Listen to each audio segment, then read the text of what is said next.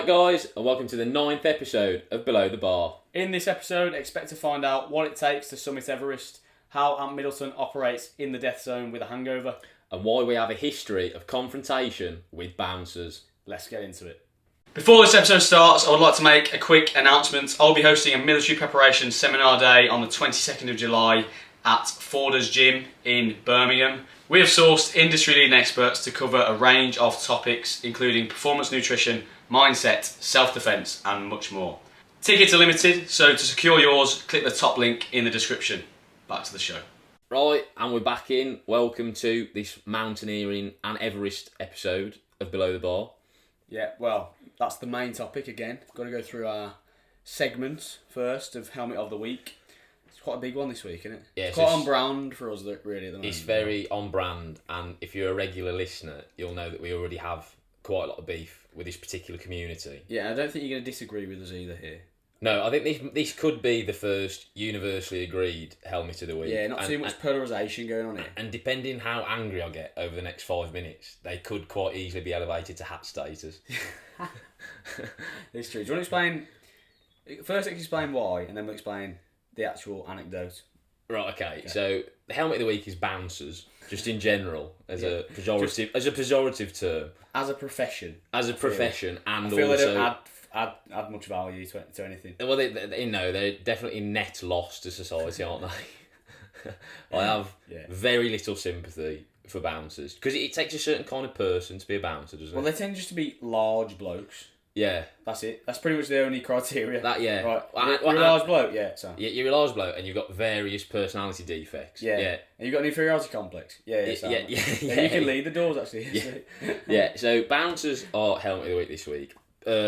Not least because we hate them, but a specific anecdote in particular sparks this. Yeah, was this Saturday night? Yeah, this was Saturday night. Another send. Yeah, not like us. Not like us. So yeah, we were out in Albert Schloss, which is there are all over the country. So you might know what it is, but it's basically a massive nightclub cum bar, and it's busy as fuck essentially after a certain point. If you get there past 8 o'clock, you're in trouble, aren't you? Really? It was about what was it about? It was 9? about 10 o'clock. Basically, we were in the queue for Albert Schloss at about 10 o'clock, which is later than we should have gone. Really. Yeah, because before that you can just walk in. Yeah, pretty you can. sound about it. Anyway, we get to the front of the queue. Someone that was in our party, who we're not particularly keen on. Yeah, we won't mention him. Might save him for next Helmet of the Week. Yeah, basically, someone that we were with, not out of choice, was basically being a knobhead in the queue. Yeah, always. Which drew the attention of the bouncers, which then immediately made us a target for them. Yeah, tarred our entire group with his brush, essentially. So we get to the front of the queue. I'm the only one that's wearing what could be described as a kind of sports brand t-shirt. Right, they described it as sportswear because it had Nike on it. That was a fucking oversized t-shirt that you'd buy from a Nike outlet. Yeah. I said, who's running a fucking 5k in that t-shirt? Yeah, so the particular reason why they initially didn't grant us entry to the premises was because I was wearing sportswear. It's kind of like these on-trend, like, oversized, like, vintage t-shirts that you get now. Yeah. You would not wear that to do a fucking Murph workout, would you? I've never seen anyone wear that in the gym. No, it's heavy cotton. You would not wear that to do a workout. So it doesn't really contribute to sportswear. And the other issue I had with this was the inconsistencies with their message discipline. So, yeah, and again, as you know, very on brand, we're all about message discipline. And only from the last 2 weeks. I've literally worn this t-shirt to Albert Schloss before, and those exact same bouncers have let me in wearing that t-shirt. On the same night of the week. Yeah. But their reasoning as to why that wasn't a good enough excuse was, it's different this time. Yeah. Right. So again, I hate the fact that there's no hard and fast rules with bouncers. However they feel. It's just at their whim, isn't it? And I don't like that because they've not got the authority or the credentials, in my mind, to make shit up as they go along. Yeah, they're not well versed enough in much. No, and the thing is, right, they've not got the gift of the gab either, so they can't articulate their point well enough to kind of create the air of knowledge. Do you know what I mean? That's true. Yeah. So you're left sort of floundering, aren't you? There. Yeah. And also the other inconsistency with their message discipline was the fact that they said no Nike essentially was their reason, was there? Yeah. No Nike. Before that and after that, they proceeded to let people in with Nike shoes on. Yeah, So is yeah. it just Nike shirts, or we got a problem with Nike as a brand? Well, I think over half of our group, were wearing Nike footwear. Yeah, ridiculous. So is that sportswear? I don't get it. You're gonna go for a 5k run in Air Force? Air Force Ones. Yeah, you could do. You absolute hat. But anyway, so being the twat that I am, I didn't take too lightly to this. Yeah. I argued my case. As we covered last week, bouncers don't take too well to reasoning and logic. Yeah, and they are very firmly within my wheelhouse. Yeah. So I exercised that right. Yeah, especially when you're drunk. So basically what happened is they didn't grant me entry. I made the point that I'd been to Albert Schloss before in that t-shirt and on that exact same And you were night. about to provide photo evidence of that. Yeah, at which point one of our quick thinking friends, Yeah, Mr. Marine Craig, yeah, newly qualified Marine. So he's all over his improvised adapter. He quickly realised that one of our mates had just left Albert Schloss and was kind of lurking outside while this was going on, and I could swap t-shirts with him and then gain access. Yeah, because then they couldn't have an issue with that because that t-shirt had literally just been in there. Yeah, exactly. So we beat them at their own game. Yeah, we beat the system. So again, just to rub it in their face, I swapped t-shirts with this bloke directly in front of them in public in the queue. Yeah. And they let us in. Yeah, but then they took us for a little team talk, didn't they? Yeah. Little team twat talk. So to be fair to them, they admitted defeat, which I've never seen a bouncer do before. I thought I was going to get filled in. I've seen it once before, only once, but that was when they basically said, "Oh, we're not letting anyone else in, right?" And then I went and found some girls, and I went, "Well, will you let us in now?" Yeah, right. Thank you. So you're not letting any more blokes in, is what you're saying? Yeah, so I've had the last laugh. Yeah. But anyway, like they had to have the last little niggle, didn't they? So they took us aside for what, like as you correctly said, could only be described as a team talk. Yeah, as if we'd lost our heads or something. You know what I mean? It was very Warnock-esque. And when we're drunk, we're not like we're never kicking off, are we? Yeah, but the thing is, we weren't even that drunk. No, Like, even when we are in the queue, and that we weren't like incoherently rowdy. We were literally queuing silently. Yeah, true. Well, me and you stood together, literally just chatting normally, and then, like we said, our mate who's a bit of a wanker, who's not our mate. Wait, he's not our mate. Was behind us. don't give him that. Don't grant him with the friend status. Yeah, so he was behind us, and he was kicking off, and that's why they took issue. But then, during our team talk with Neil Warnock, they pointed at me, who I've said fuck all night, and he went, yeah, and look, I mean, you were kicking off in the queue. I was like, fuck, you can't just fucking make shit up. You need to give the whole spiel for full effect. Right, so picture the scene. I've just changed t-shirts in front of them. They're trying to hold back the fact that they're seething. The lead bouncer goes to us, right lads, so we're going to grant you entry to the premises. To the venue. Yeah, but just come and have a word with us first. Come and have a word with us. Is that alright? Trying to calm us down. Sorry, Pep. Yeah. So he was like, what did he say? He was playing Hearts and Minds, wasn't he? Really? Yeah, he was. Yeah. What did he say? He said, so we're going to let you into the premises, but just calm it down, yeah? Calm it down. And we were like, we haven't kicked off, and you were like, well, you've been mouthing off in the queue. No, it's pointing at me. Pointing at you. I've said 5 words in about 15 minutes. Yeah. You know what I mean? Fucking ridiculous. But long story short, they let us in, and once again, I had the last laugh. Yeah. So Eddie Rex 1, Bouncers 0. Yeah, and they quickly became Helmet of the Week because of that specific anecdote. But we've had a sort of history of bouncers anyway, me and you, haven't we? Yeah, So it's fair to say that it's been lingering for a while. My nonchalance doesn't rub off well on bouncers. No, nonsense in general doesn't. Neither does wit or any other. Or intelligence, for that matter, because they're distinctly lacking it. Well, like I say, their inferiority complex doesn't serve well to being talked to, essentially. No. Their only language is rage. Is rage and violence. Yeah. So And they're not anything between those two spectrums, they're good to go. And those two things aren't mutually exclusive either. They often overlap quite heavily. Yeah. And not that it's an easy job, but being a bouncer will be shit, right? Yeah. But I mean, you brought that on yourself. Yeah, 100%. Self-imposed. So no love lost there between me and bouncers, but that's your helmet of the week. Make of that what you will. Yeah. Could easily be hat status, but I can't be bothered to give any more of my time and energy to them. So. Yeah, and like we say, you probably agree with us, because I'm sure everyone listening to the podcast has had a dealing with a bouncer. And unless you're a girl, you probably got probably. And if you're a bloke and you haven't had a bad run-in with a bouncer, it's probably because you are a bouncer. Yeah, true. So anyway, on to the meat of the episode. Yeah, I'd say that this week's topic is definitely more in your realm. Yeah, it has been historically. Yeah, I guess so. We had that conversation actually this week, didn't we? Yeah. I proposed that we go and climb Snowdon as a as a little bank holiday event to keep us off the booze. And you were like, mate, I fucking hate mountains. Yeah. Explain that a little bit. Right, so yeah, I should probably cover some basic admin here.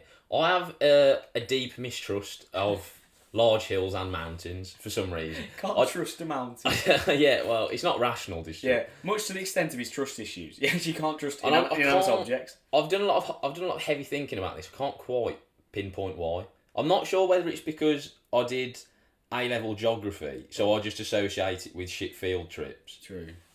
Or as a child, I didn't like heights, so it might be a bit of the two. Maybe that's it. What do you like with heights now? Alright, but I think it's more so the fact that I just associate it with shit field trips. Would you jump out of a plane?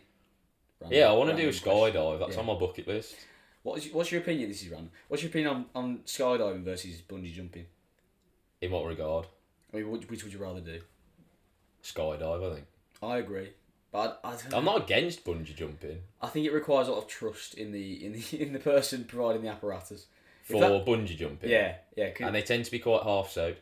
Yeah, because if that bungee is either the wrong fucking length, first of all, you're going to smash your teeth on the floor.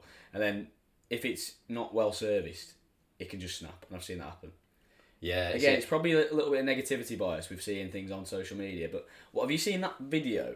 Someone jumps off, they do one of these ones off a bridge down to water. And you're supposed to like stop inches above the water. He just fucking puts himself straight in the hole. Yeah, literally. Because you jump from such a height as well, water just becomes rock solid. So it fucks him up, mate. He's like on his head, isn't it? Yeah, because you're going head first as well. Yeah. It's nasty. One thing I would like to do is a pendulum thing. Have you seen them swing things they do in the canyon? Yeah, I'd like to do that. That'd be sick. I think you're onto something there, because obviously to be a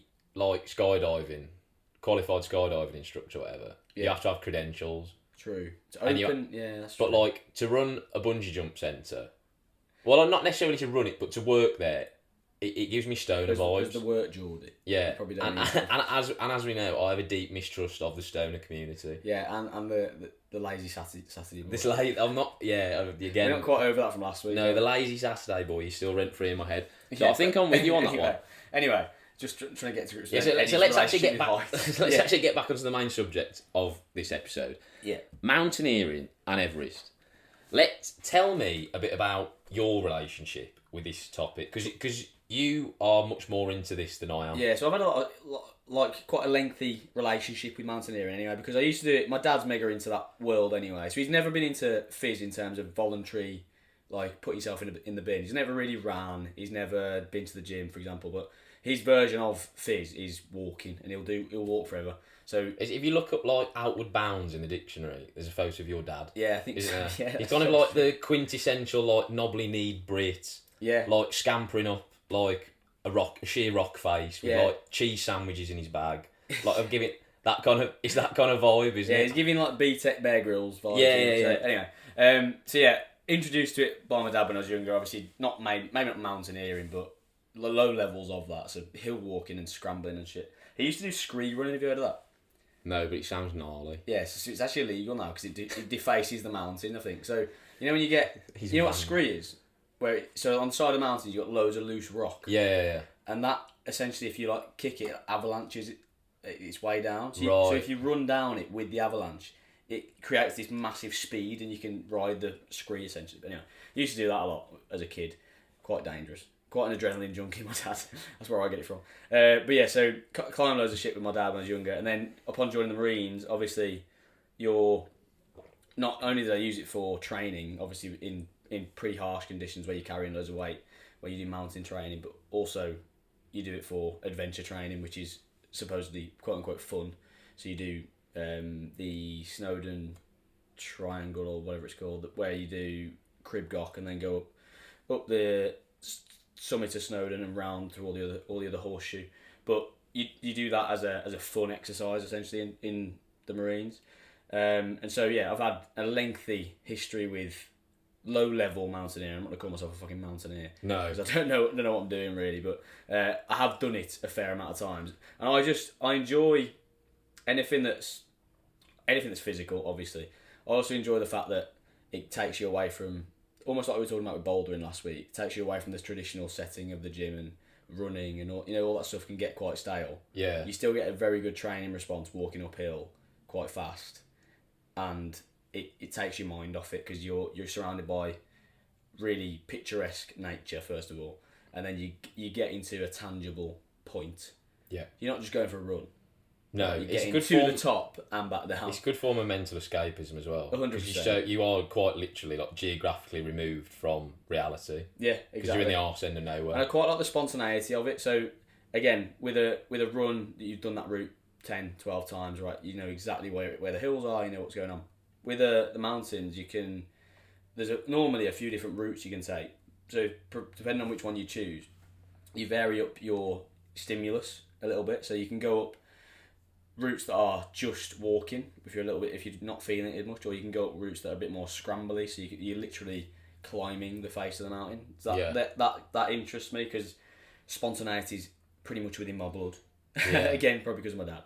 And then you've got the other part of it where a lot of times, I know on Snowdon especially, and in the lakes, hence it's the lakes, you have really picturesque bodies of water, and we all know I like my cold dips, right? So they can start to materialise on the side of mountains on a spontaneous basis, which I'm just drawn to. I don't know what it is, and I like the fact that you can really make a day of it. Like what I've talked about with booking events and stuff. You know, with like Tough Mudder and the marathon and etc. Obviously, those are things you have to train for and have to wait for and stuff. But you can just do this on a whim. You can go from where we live anyway. We're in the Midlands, pretty much anywhere equidistant apart from Scotland. You can go within a day, climb it. You can come back, have a beer. All that. It makes a decent outing, decent day. Yeah. I have very distinct memories of you from the first few years that I knew you anyway. I've been quite obsessed with Bear Grylls as well. Yeah, I mean, I mentioned this last week. First book I actually read, or one of the first books I read was that was in and around the Harry Potter series, the autobiography from Bear Grylls, and he obviously almost similar. His dad was an ex-Royal Marine and a massive outward bound proponer, and he was like, don't cover him too much. Not cover him too much, and he obviously climbed Everest, and then no spoilers. He and so reading that furthered my interest almost in that kind of world. But yeah, I had quite a strange affinity for Bear Grylls when I was younger. Yes. Right, so let's cover some basic mountaineering admin. Yeah. To start off with. What is mountaineering? I've drafted a definition, but we'll put you on the spot to make it look like a hat and see if you can come up with something decent. That's fine. There's a distinction surely between hill walking and mountaineering. Is it so? Essentially, you're just climbing something above a certain height. Yeah. So to constitute a mountain, it has to be over a certain. Is it 800 meters? Certain height? Yeah. So I put an extreme sport which combines hiking and climbing in order to reach the summit of a mountain.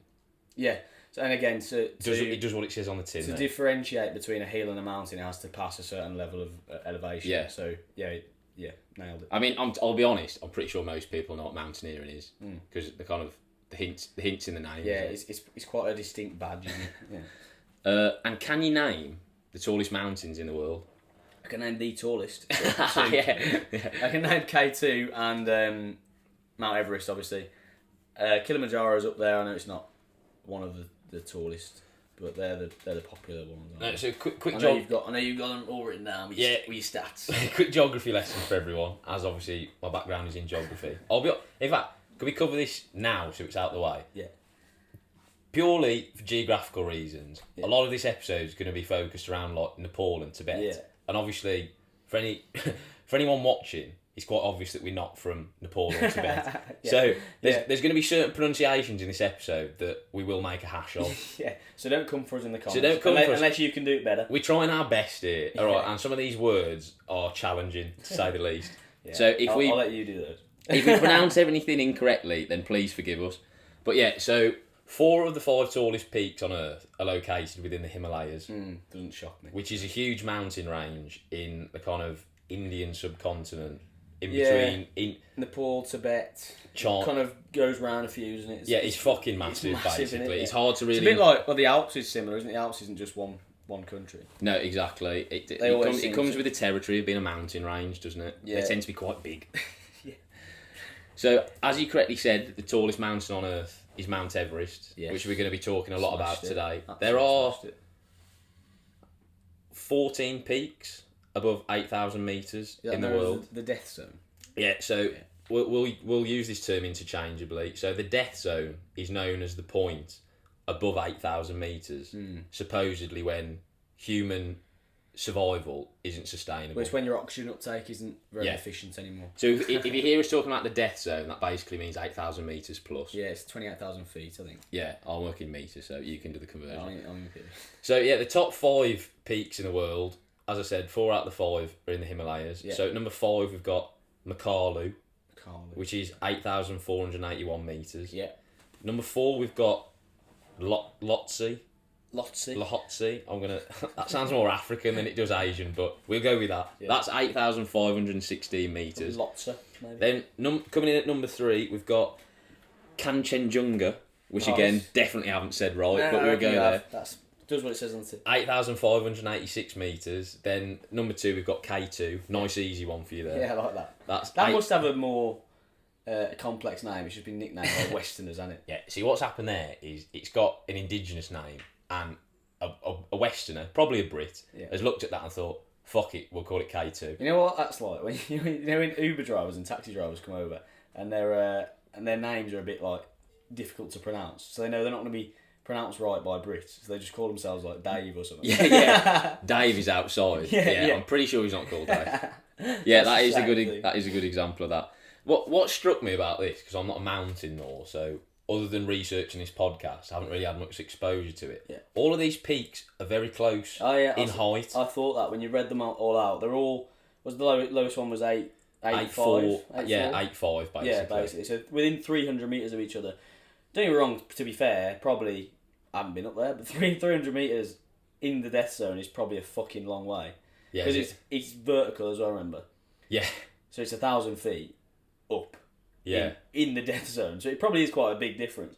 But we were speaking a bit off air, and obviously if you climb Everest, you get all the shit that goes with that. There's the Sherpas to help you up. There's a big support network probably behind you, to get from camp to camp, whatever. Because it's a big thing. If you climb one of the other ones like Lhotse or whatever it's called, you probably don't get that, and you certainly don't get the notoriety associated with it. Even though you've probably climbed 99.9% of it. Yeah, I mean, no one gives a fuck, do they? Yeah, it's a thing bit is- like when someone finishes the marathon, right, in 3rd place. You don't hear of him, even though he's ran the marathon at a ridiculous pace. No. Whereas the one who wins it gets all the See, notoriety. the thing is with Everest, right, it's transcended the sport. So True. everyone knows Everest. Yeah. But only people within that sphere really know, like, K2. Or Yeah. any maybe some people have heard of K2. K2 I think is quite. But any well of the other ones, you'd have to be kind of within that field, yeah, unless you're a geography nose. that's true. I'd never heard. To be honest, I'd never heard of. I knew there was 14 peaks in the death zone, but I didn't know what they were called individually and the rank of them in terms of where they are in the hierarchy. But yeah, I knew about K2 and Everest because they're the big ones. And again, if someone climbs K2, even though that is heard of, I would say by people outside the mountaineering community, you don't hear about it, do you really? No. People aren't writing books when they've climbed K2, do you know what I mean? I think K2 is the only one of the 5 that isn't in the Himalayas. I think because that's in Pakistan, isn't it? K2. Yeah. And I'm not sure what that mountain range is called, but I don't think it's the Himalayas. No, It's separate, even though geographically it's still quite It's quite close. close. I wonder what it is about that part of the world that means they have. Tectonic plates, I assume. Yeah, That's how it works, isn't there it? you go. That's geography for you. Don't quote me on that. Yeah. Anyway, let's not get bogged down too much in numbers. yeah. Let's go back to people because they're inherently more interesting. True. You don't like maths, do you? We've established No. this week as well. Again, I have a deep mistrust of numbers. Yeah, as you don't well. trust numbers or mountains. Yeah. Both of which you can trust. So an accountant on the top of the hill is my worst nightmare. Shep, who was the first person to summit Everest? Ed and Hillary. Yes. Yes. Well, we need to cover this. Yeah. Because This was fucking mental. this was, but it also triggers my my Western centric view of the world. Because Yeah, it's true, because he's a Westerner. But yeah, But- no, go on. You carry on. I'm just going to say, I thought... So obviously, like I mentioned, everyone who climbs Everest has a lot of help from Sherpas. Were they still doing it back then? 'Cause surely some of them would have climbed it first. No? Yeah, so this is the thing, right? Was he just the first Westerner? So I think the proper record is that Sir Edmund Hillary, like you said, and Tenzing Norgay, his Sherpa, were the first confirmed summit of Everest. Okay. Because, like you said, I'm must pretty sure the indigenous population, someone will have done it before him, but because they weren't Western, it wasn't recorded. It doesn't count. Yeah, a bit like Guinness Book of Records needs to be ratified. Yeah, it's a bit like when people say that Christopher Columbus discovered the Americas. Yeah. He didn't. People have been living there for thousands of years. People knew about it. He was just the first white person to rock up there. He popularised them. Yeah. But yeah, so Sir Edmund Hillary, like you said, but a bit like we were saying last week with the commandos and their mental feats of endurance, right? The equipment available to him. What year was it? 1953. Right. 1953. The same year as Queen Elizabeth II's coronation, I think. Can't imagine Garmin were very well known around that time. No, you can't, can you? But the other thing that needs to be established as well is this is a British thing, isn't it? We're very quick to adopt people. Yeah. So like Andy Murray's a good example of this. He's Scottish, but when he's winning, he's British, and when he's losing, he's Scottish. Yeah, that's true. So Sir Edmund Hillary was a Kiwi. Oh, okay. Yeah. He's not technically a Brit, but because he was the first person to climb Everest, he is a Brit. Yeah. Should he have died up there, he would have remained a Kiwi. yeah, literally. So it's like that. Yeah. But so this was the other thing that struck me as well. Like 1953, in the grand scheme of history, isn't that long ago, which I think highlights what an impressive achievement it actually is, because it took someone so long to do it. So, are you aware how long people were trying before that happened? There must have been a length of time. So we'll get onto this, but a famous British climber / adventurer called George Mallory attempted it in the 1920s, and he died during his attempt. Okay, cool, got you. So I think it's probably more of a 20th century phenomena, because I think for so long people just thought it was impossible. That's probably true, and yeah, they probably didn't have any. Why would you try and climb it? Exactly. So in the times before, certainly like 1900, you're probably looking at things on a different scale. You're not looking at how can we like explore things. You're looking at where are the fucking resources and how can we make it most efficient to live day to day. Yeah. You don't look at the biggest mountain and think, right, I need some food today. I wonder if it's up there. Do you think this quest for like? Do you not just think this Everest phenomena is like almost a symptom of like empire and colonialism? Just needing to like the idea that you've got to conquer it. Yeah. Do you know what I mean? So like the indigenous population, as we've said, like the Sherpa community, have lived there for thousands of years. And they were probably aware of it. Some of them probably climbed it, but there wasn't that burning desire to like stick a flag at the top of it. Yeah, true. Do you know and what I there mean? still isn't for the Sherpas. No, Sherpas don't give a fuck. They do it all the time. it's just that like weird kind of Western mentality of like everything's got to be conquered. Yeah, you need to step everywhere. Yeah, Map everything. it's got to belong to someone. Yeah, that's true. No. And I guess there's the big thing about records and challenging yourself as well, which is a privilege.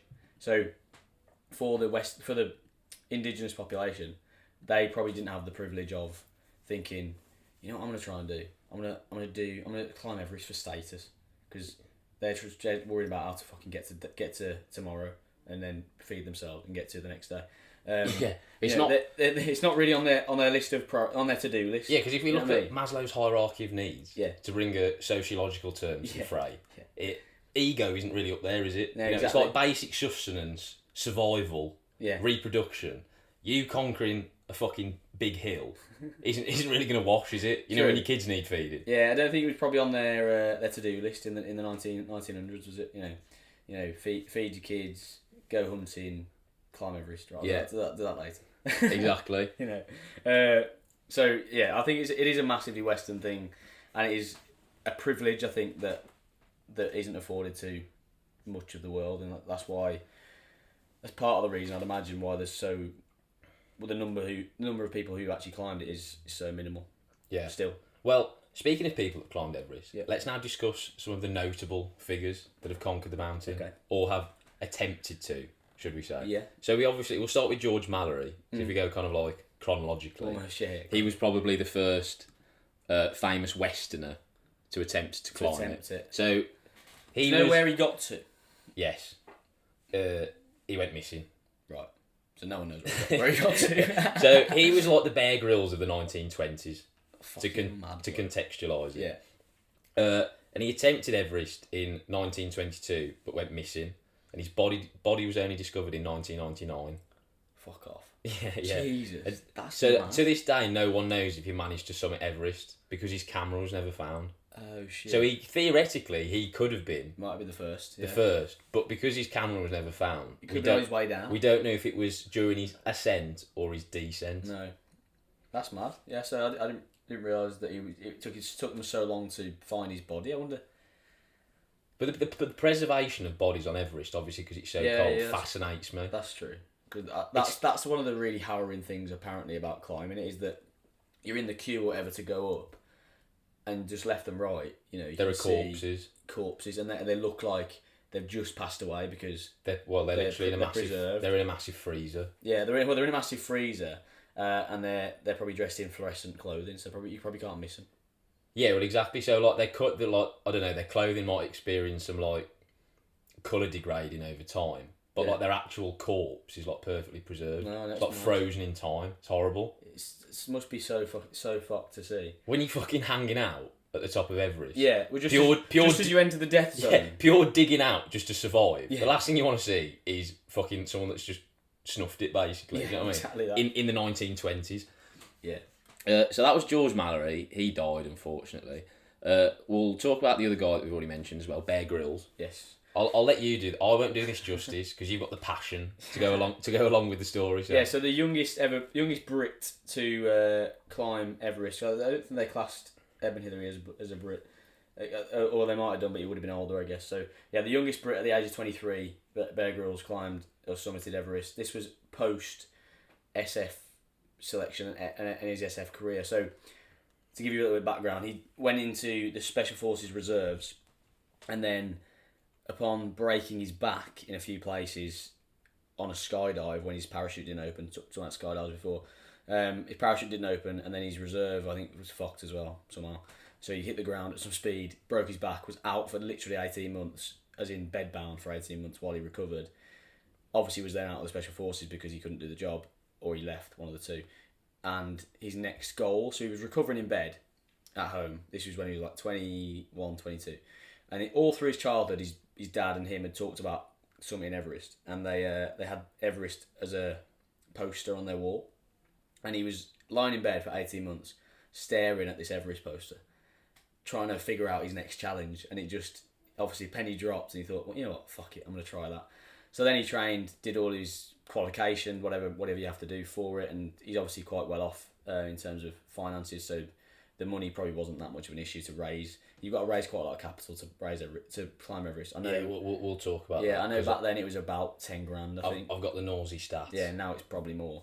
So he went up and he actually, I don't think going up was, obviously it was an issue, it wasn't too much of a problem. He didn't get, from his account in his book, he didn't get that many near-death experiences. I think the weather wasn't too unkind to them, but on the way down was when they had a few kind of pendulums through the crevasses and stuff. So when I think it was Bear Grylls himself or his climbing partner, one of the two were negotiating one of these crevasses, where you have to do via a Jacob's ladder and some other stuff, and some wind or some snowstorm hit and blew him off this ladder into the middle of the crevasse. Obviously he's roped on, but because you can imagine you got the ladder and then the rope, when he fell off, the rope kind of tightened and acted as a pendulum, and then it pendulumed into the side of the crevasse, and so he almost died in that moment. That was on the way down, and then a few other bits and bobs happened, but he got down, I think, pretty alright. But he was the youngest Brit to summit it, and then following that was his kind of introduction into the showbiz world, and he got his first TV show off the back of it. Yeah, so this was in May 1998, a month before I was born, and like you said, it was virtually 18 months to the day after he broke his back, which is mental. That is mad, isn't it? That's a glow up. That is. That is a fucking glow up, yeah. Especially considering the amount you'd have to carry up Everest. Yeah. Having a back injury would be, completely limiting to that. So moving on from Bear Grylls, we've got Michael Matthews, who unfortunately. So if you don't know who Michael Matthews is, it's the older brother of Spencer Matthews of Made in Chelsea fame. Yeah. Who, again, this is another contentious one because would have been the youngest person to summit Everest. Brit, surely. Brit, yeah. Yeah. If he didn't die. Well, so this is weird. So he summited Everest, but then he died on his descent. But so it doesn't count, I guess. But that's a massive kick in the face, isn't it? Yeah, it is. Because it's similar to. So I liken it to like the Victoria Cross winners. So you can't say, oh yeah, you smashed it there, you did a really good job, you're going to win a Victoria Cross, but you died, so you don't get it. Yeah. So that'd be fucking savage. So this is a really interesting story actually, and there's a good documentary on Disney Plus now that came out a few months ago, which is actually Bear Grylls was one of the executive producers on it, which kind of charts the story of Spencer trying to locate his brother's body on Everest to bring it down to kind of give the family closure. Yeah, it's worth a watch if you're interested in Everest or just people really, because it's a good story. Yeah. But it just kind of, it really brought home to me how fucking harsh Everest is. It's life and death. It's mental. So so this is my theory, and backed up by what I read in Bear Grylls' book, that the way down is actually more dangerous and perilous than the way up. Yeah. So the way up is obviously where everyone thinks, fucking hell, you're climbing Everest, that summit is at the forefront of your mind, you've got that driving you on, you've got all this motivation to get to the top. So when you get to the top, that kind of dissipates a little bit, and if you're not careful, you switch off. Yeah. And so you're not really all on your game because you're like, yes, we've smashed it now, we can relax, we've hit the summit, but actually you're still in the death zone and you still have to descend a fucking ridiculous amount of distance with whatever the conditions are going to throw at you, to negotiate. So and obviously, like on your way down, you've been starved of oxygen for the longest period of time. That's true as well. Yeah. So your judgment is just all over the place. Well, that true story on the Everest film, just called Everest. The way down is where they fuck it. Yeah, spoiler alert. That's where the shit hits the fan. Yeah, because they get to the top and then shit hits the fan. But so I think in all mountaineering, I guess it's probably a known thing that the way down is probably more perilous than the way up, which you wouldn't really consider at face value, would you? No, but yeah, I'd definitely recommend that Michael Matthews documentary. I think it's called Finding Michael. Yeah, it is. So it's good, that one. Moving on, the next person I've got in brackets as the greatest climber ever. Okay. So I'll let you be the judge of this. I don't know if you're aware of them. Again, I'll probably pronounce his name incorrectly. It's an Italian bloke called Reinhold Messner. I am aware. You will have heard of what he'd done. I am aware. Right, so I'll just explain. So in 1978, this guy became the first person to climb Everest without supplementary oxygen. Yeah. That's fucking ridiculous. Which is because for a long time people thought that was impossible. Yeah, a bit like the 4-minute mile. Yeah. It was just like brushed aside as you can't do that. You can't do that because you will just die. Yeah. So as if that wasn't impressive enough, he then went back 2 years later, climbed it again without oxygen, via a completely different route that he'd created himself via the North Face. Yeah. So like, created his own route. Normally you summit Everest from the south. Yeah. And I don't think anyone had ever summited it from the north before. He did it on his own. With no oxygen. That's fucking insane. So, yeah, if you don't know why you need supplementary oxygen or what that kind of does to you, essentially you get starved of... So oxygen becomes very thin at altitude, and humans aren't very efficient at utilising that thinner oxygen. And so having supplementary oxygen access to that means that when you start to become lightheaded or when you start to get that altitude sickness, you could have some fresh oxygen that's obviously captured at sort of sea level, and and you can sustain yourself for a certain amount of time. It's obviously not foolproof. You couldn't stay up there for indefinitely, but it sort of sustains you a little bit. So not having that would mean essentially when you enter the death zone, you are on a ticking time bomb, really. So you've got like, the clock starts now, you've got probably, I don't know how long it would be, but it wouldn't be that long until you start to really, really shut down. And so the race is on basically when you get over 8,000 metres to summit the top and come back down through the death zone. So I don't have the greatest understanding of mountaineering, but when I heard about this bloke, I thought, he's got to be a genetic freak. It's death wish, isn't it? Yeah. Yeah, it's mad. And doing it on your own, unaided, is another thing as well. Because, like we said, the vast majority of people who summit it do it with Sherpa's help. Sherpa's help. So I'm pretty sure he had a climbing partner, but he didn't have a Sherpa. Like, he was crazy, effectively flying solo in that regard, which is just mental. The amount of stuff you'd have to lug up. Like this bloke has literally gone off piste on Everest. That's bizarre. That's fucking mad, isn't it? Fair play. All right, moving on. Ranulph Fiennes, another famous British explorer. See, when I was researching this podcast, I like it because there's a lot of interconnectivity with the climbing community. Yeah, I imagine there is, especially at that level. So another person surfaces in this, which we'll get onto. So Ranulph Fiennes, if anyone doesn't know, I mean, he's getting a bit old now.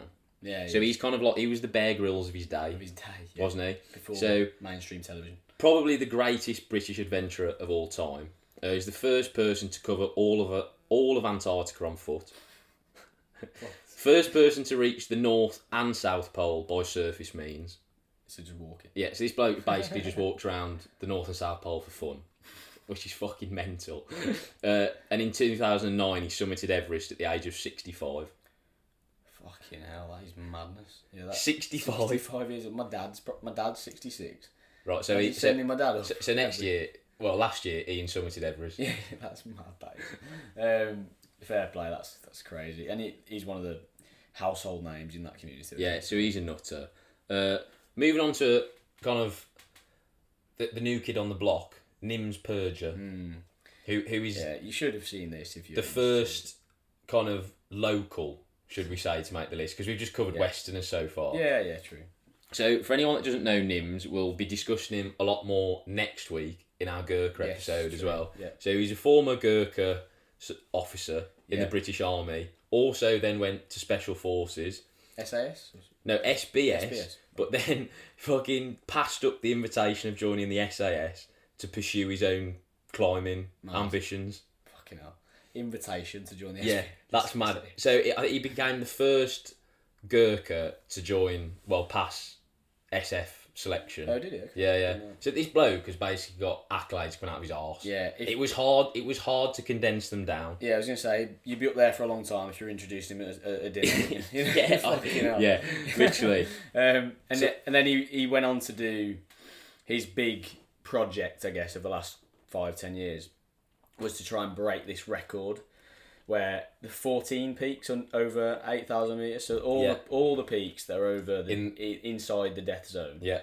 The pre-standing record, if you got it there, just so it's accurate. It was a year, wasn't it? It was 2, I think. It was over a year anyway. Which, if you think about it, is impressive. It's impressive and makes a lot of sense. Cause just the logistics of that in of itself. The logistics, so how long it takes to get up and down, the tax it'll take on your body and the toll it'll take on your body and mind going that far into the death zone and back out. You know, when you go up and down in an aeroplane, it takes a bit out of you because you've been through that pressure change or whatever it is.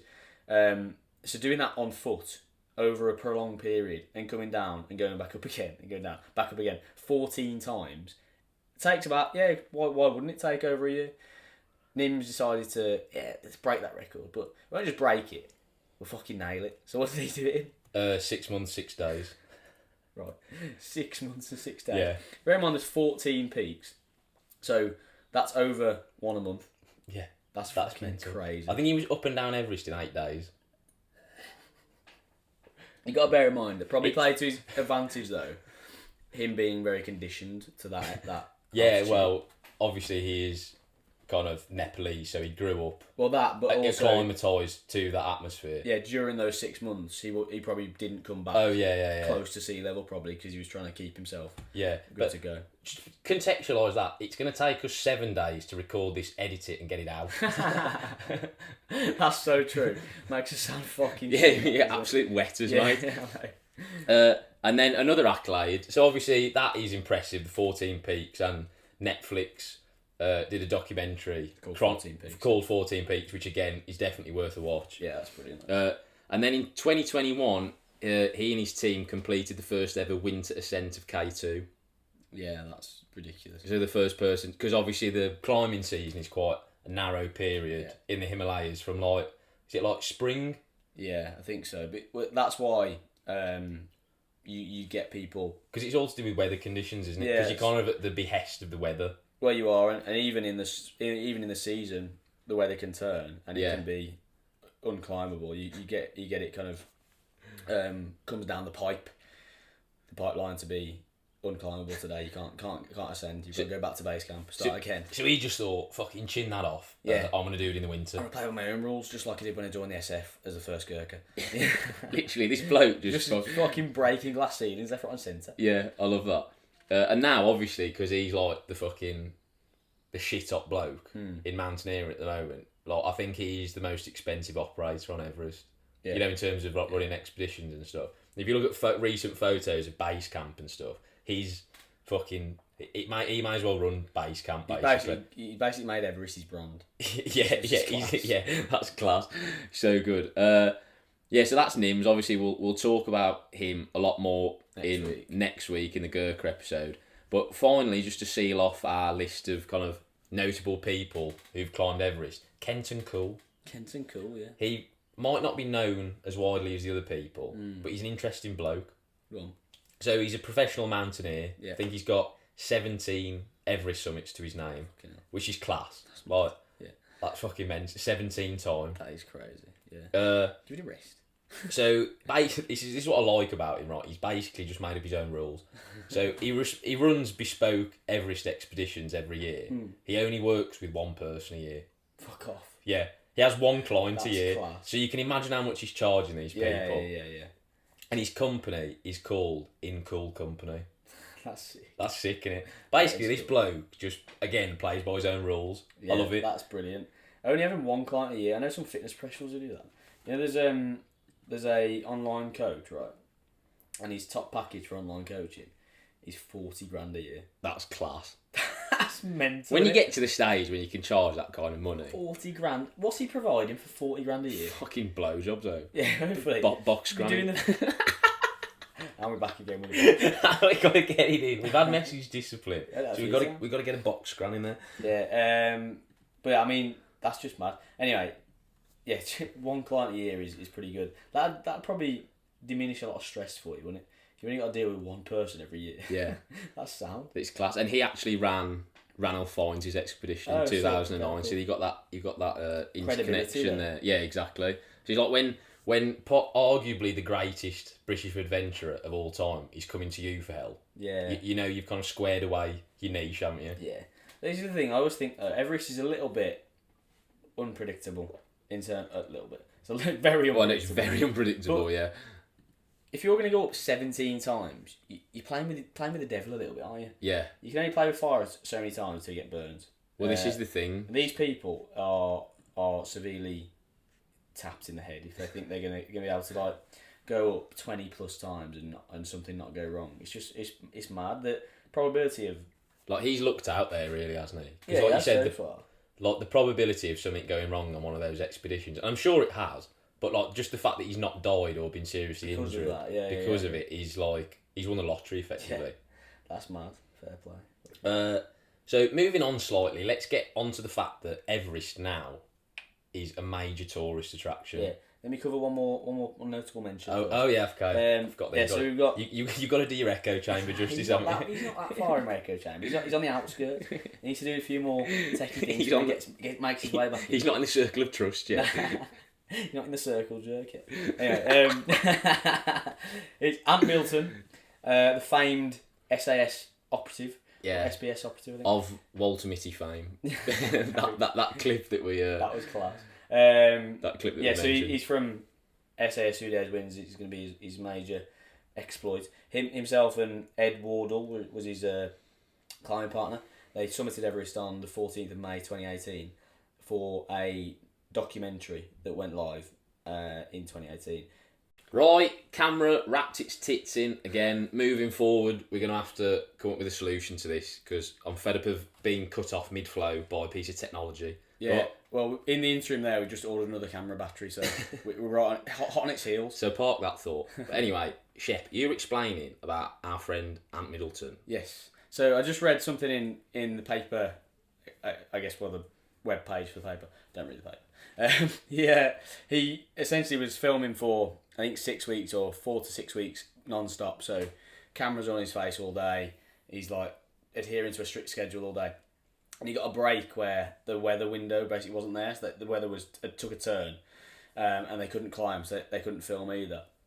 And in the interim, he left his camera crew in tents on base camp or whatever, and then him and his climbing partner just fucked off this 5-star luxury resort, and just got pissed basically all week till 2 a.m. So in the interview he did with this journalist, he was like, yeah. Basically, I spent 1,500 quid getting a helicopter to pick me up and go to this luxury hotel, and then just got pissed till 2 a.m. every night. That's and class. Then with a hangover, went back on the same helicopter to meet his camera crew and cracked on with the filming. Yeah, he's not really executed a hearts and minds operation there, has No, what he has done is he's brought the bootneck mentality into an Everest climb. Yeah. If you can't do it with a hangover, you can't do it. Yeah. I wonder if that's an official record. Trust. The only person to summit Everest with a hangover. With a certain blood alcohol percentage. Yeah. So anyway, he did that, and the next bit of the story, I guess, is the summit. So past the death zone, he got to the summit, and then the weather, as is customary for fucking Everest climbs, took an absolute turn for the worst, and it was one of the worst snowstorms they'd had on there for years. But there was a big group of 10 climbers that were really quite inexperienced. They were getting led up by a Sherpa that were in front of them. So they'd summited, turned round and come back, and then Ant Middleton and his mate had summited, come down behind them. And still in the death zone, this snowstorm erupted and basically blocked their path almost, or they created a new complication in the fact they had to negotiate the weather. Then there was a big blockage in the path, and so they were climbing down, and essentially the person in front of Ant basically wrapped his tits in. So like our camera. But rather than overheating, he almost froze. So he actually did the opposite. Yeah. So it was pretty much just he'd signed out basically, checked out of life, and then Ant Middleton was there like, well, I can't fucking go round you because they're all obviously on a line, like fixed on lines on a rope. So he's like, I can't go fucking round you. So basically, he was waiting for this bloke in front of him, whilst he's in the middle of this snowstorm, pretty much freezing to death. And he was like, he basically thought he was gonna die. He almost sat down and thought, well, that's it now. Mad. Job done. And then eventually the guy managed to square himself away and start moving. But yeah, but Ant Middleton and his mate almost died on their immediate descent. Well, that brings us nicely onto the next section of the podcast, which is Everest now being a tourist hotspot, because congestion is an issue on Everest now. There are literal queues to summit Everest. It's crazy. Have you seen the photos of some of the years? It's mental. Mad. So obviously now everyone wants to summit Everest. It's become more affordable. It hasn't really. Yeah. It's still very elitist. Have you got the prices? But if you've got the money, you can do it now. You've got the price list. Yeah.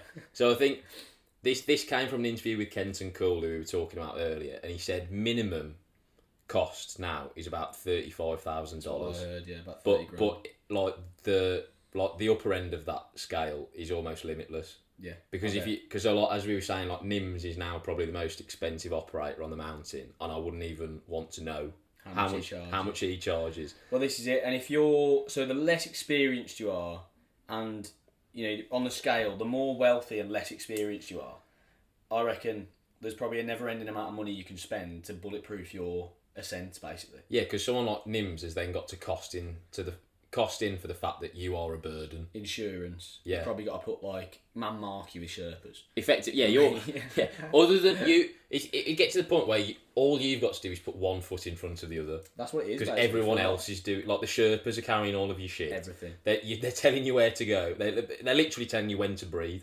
Because they're telling you when you need oxygen. Yeah, well, they literally do for a lot of the climbers who aren't experienced mountaineers. And there's quite a stigma, I think, around that from the mountaineering community. Because it's a bit like, well, you've done you've done minimal prep. Yeah.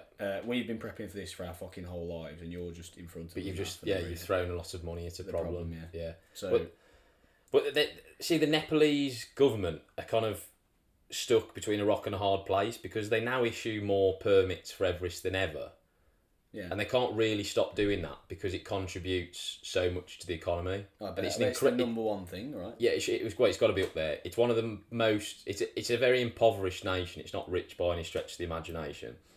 I think it generates about $500 million annually to the Nepalese economy. Really? Yeah. Yeah, that's got to be a big percentage, hasn't it? Yeah, it's immense. And I think the average monthly wage for a Sherpa is about, I think they make about $2,000 per expedition, and the average monthly wage in Nepal is about $200. So it's massive. So it's incredibly lucrative to the local population. Yeah, compared.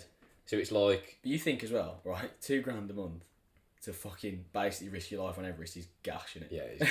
It's that's terrible. You're not really getting danger pay for that, are you? Yeah, not really. And considering the Western guides are getting probably hundreds of thousands for doing it. Yeah, well, you think like Kenton Coole's working with one client a year. Well, that's it, yeah. And he's not going to pay himself less than about like six figures, is he? No, he's really? 100%. Yeah. And obviously that factoring in all of the expenses, so he'll be paying the Sherpa, he'll be paying for the insurance for the guide and all that sort of stuff.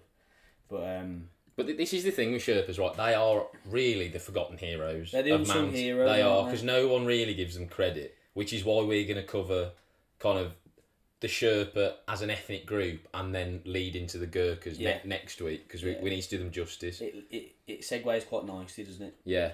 But the Sherpas was it a tribe? So people refer to Sherpas as like the guys that carry shit on a mountaineering expedition, but they are technically also like an ethnic group of that region. Yeah. But I think they're obviously Gurkhas are drawn from Nepal, but they're also heavily drawn from the Sherpa community, I think. So Sherpas are the unsung heroes of Everest, certainly, because the Westerners that climb it are wet. Well, basically don't fucking carry anything. No, the Sherpas carry everything, so, and if one of the because of how their culture works, if they're ever in like a bit of a hot spot, a cold spot, Everest, and the Westerner basically fucked and has just not done his admin, so his feet are falling off, or his fucking oxygen isn't full enough. The Sherpa will then put themselves in a hole to save the Westerner. Happens all the time where the Sherpa's got full oxygen because they're squared away, and then they'll give it or they'll share it with the Westerner who's fucked it. That's or who's overusing oxygen because they're unfit or whatever. That then carries over into being a Gurkha. Right, excuse that fucking noise, will you? The fucking ice cream the local pedos about. Yeah, right, go on. But yeah, but that then also carries over into being a Gurkha because they've got so many VC. Yeah, that's true. Awards. Yeah, which doesn't come by accident. No, exactly. But anyway, we won't touch on that too much. But to give you an idea for the amount of load that Sherpas have to carry on these expeditions, so people have been starting to do research into this now, as it comes to like just how nails Sherpas are. So I think on average, Sherpas carry around 50 kilos worth of kit. Fucking hell. On like probably not for the actual summit, but like up to base camp, etc. Which is still high altitude. Yeah, so to contextualise that, right, the heaviest yomp you do in training that's like a set weight, obviously on exercise you carry what you need to carry, is 70 pounds. That's over 12 miles. I was hanging out on that. Yeah. 70 pounds is about 37 kilos or whatever it is. Yeah. And that feels and that heavy. felt heavy as fuck, mate. So apparently the average Sherpa weighs between 55 and 65 kilos. So they're carrying like 90% of their body weight. That's absurd, especially in that altitude. That Yeah. that altitude and that gradient. Yeah. Well, this You're is not just walking flat, are you? this is the thing that like. This is what makes Sherpas so suited to this line of work, obviously because they're from the area anyway.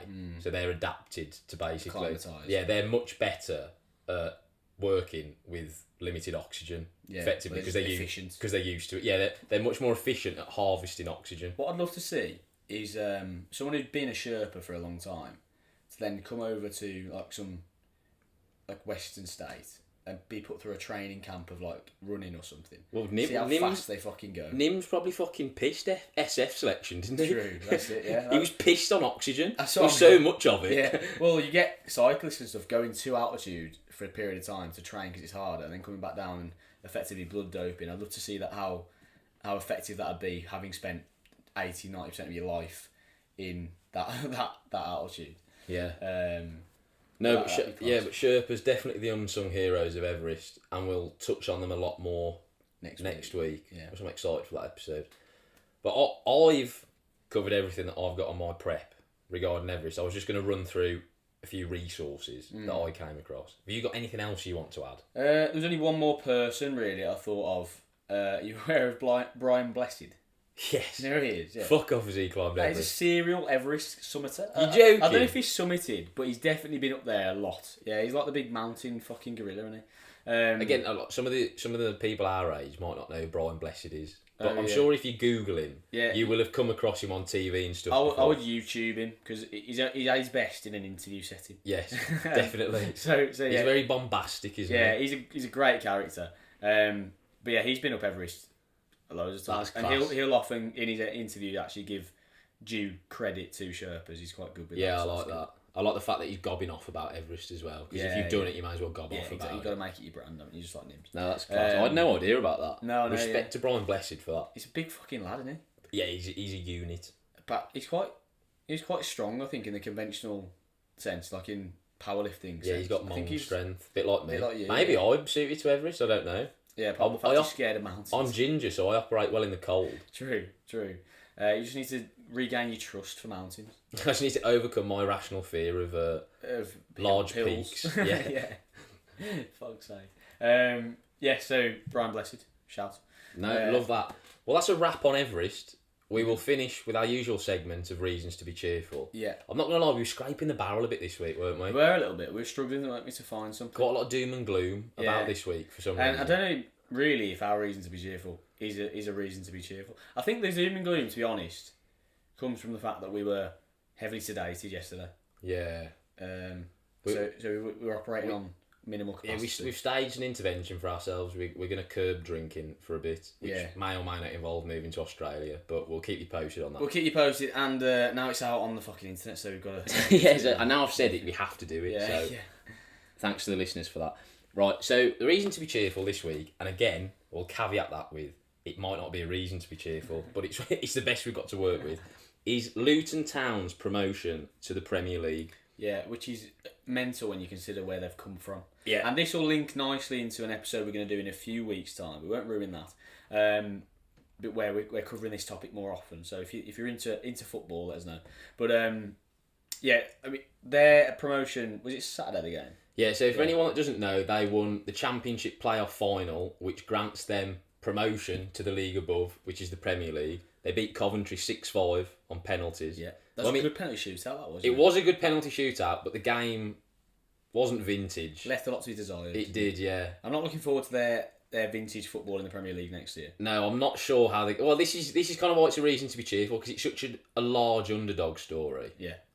Yeah, well, you said they were non-league 9 years ago. Non-league 9 years ago, yeah. Kenilworth Road, their ground, is going to have 10 million spent on it just to bring it to Premier League standards. Because I think at the moment it holds about 10,000. Yeah. And to access the away end, you actually have to go through the alleyway of a row of terraced housing. That is crazy. So the away end. So, Yeah. So where like all the City fans are going to be. Yeah, so you go through the alleyway and then up the stairs to the stand, and then you can just kind of peer over into people's like extensions and stuff. Their That back is garden. mad. Well, don't want people from Manchester doing that. Well, exactly. Yeah, so that it's a reason to be cheerful because of the underdog story, really, and the fact that they were Well, they were underdogs for that game as well, really, for the final. Yeah, they were. Because Cov have been good all year. Yeah, Coventry historically a much bigger club as well. So if you were going on kind of pedigree, you would assume that Coventry and esteem, you'd assume that Coventry would win. Well, there was only a penalty shootout. Fucking accurate penalties. We were watching it trying to guess which way people were going to go. We were guessing like, oh yeah, he's going to miss. Yeah, and all of them scored. Our inner Paul the Octopus didn't come through. Yeah, for I the think penalty he was sedated shootout. by the alcohol. Yeah, it only works in the podcast setting. we learned. Yeah, we need to be recording for that. But I'm excited for next season's Prem. Speaking of Paul the Octopus, right? Go on. What's your prediction for how they're going to perform next year in the Prem? Well, I think we should cover our extensive predictions in Okay, cool. the episode that is on the horizon. Yes. So what we've got planned for a few weeks' time. After the Champions League final. Yeah, well, we're going to finish. We're going to wait definitively until the end of the season, Yeah. and then we're going to do kind of like an end of season awards ceremony. We're going to do basically our review of the season and give out kind of our own little versions of like most improved player and there's going to be the standard awards. We're gonna give some. We're gonna add some Brummy Brothers niche to it. Yeah, because we have some quite polarising football opinions, so we want to share them with you. But yeah, there'll be some serious awards. There'll be some not so serious awards, staying very on brand as is customary. But yeah, stay tuned for that. So that will be out the week following the Champions League final. Yeah. So again, if you're into football, look forward to that. But yeah, reason to be cheerful. Luton Town in the Premier League next year, with their stadium that holds how many does it hold? 10,000. 10,000, which people. is fuck all. That's crazy.